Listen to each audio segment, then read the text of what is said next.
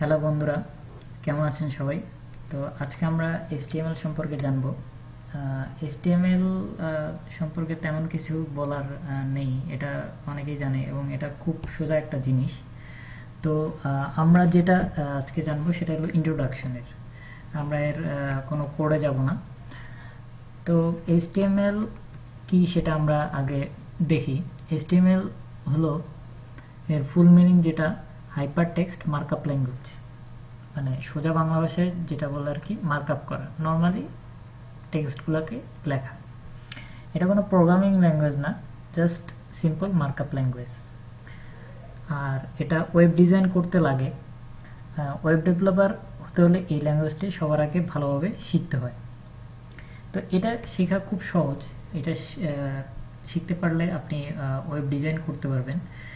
আর যেটা হলো, এটা দিয়ে আপনি শুধু মার্কআপটি করতে পারবেন, কিন্তু আপনাকে যদি সুন্দর করতে হয় একটি ওয়েব পেজ, এবং সেটিকে যদি সবার কাছে মানে দেখতে সুন্দর করে, তার জন্য আমাদের CSS শিখতে হবে।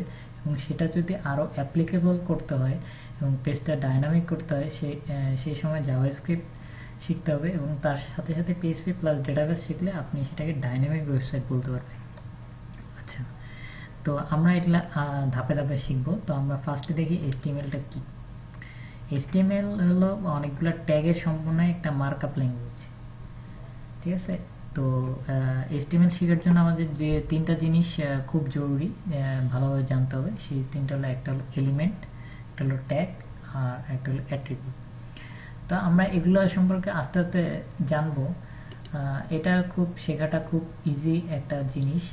এটা দিয়ে আপনি ওয়েব পেজটা তৈরি করতে পারলে আপনি এটাকে অন্য যে কোনো ল্যাঙ্গুয়েজে আপনি এটাকে সাপোর্ট দিতে পারবেন। তো আমরা দেখি যে একটু এর হিস্ট্রিটা দেখে, সেটা কবে শুরু হয়েছিল।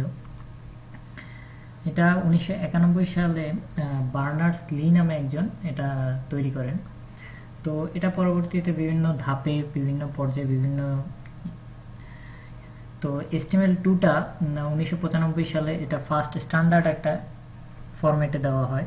তো HTML 4.01টা একটা মেজর রিলিজ দেওয়া হয় 1999 সালে, যেটা কিনা অনেক দিন পর্যন্ত সাপোর্ট দেয়। তো রিসেন্টলি HTML5 একটা সর্বশেষ ভার্সন, যেটা কিনা আমাদের এখন লাইফটাকে অনেক ইজি করে দিয়েছে। কিন্তু HTML4 এর ম্যাক্সিমাম ট্যাগগুলোই এখানে HTML5-এ বর্ণনা করা আছে। তো এই HTML5টা মানে বা HTML যেটাই বলেন না কেন, এটা একটা সংস্থা, W3C নামে সংস্থা, সে এটা তৈরি এবং ম্যানেজমেন্ট করে আর কি। তো আমরা নেক্সটে দেখব যে বেসিক HTML কি, এর ট্যাগগুলো কি, এর এলিমেন্টগুলো কি।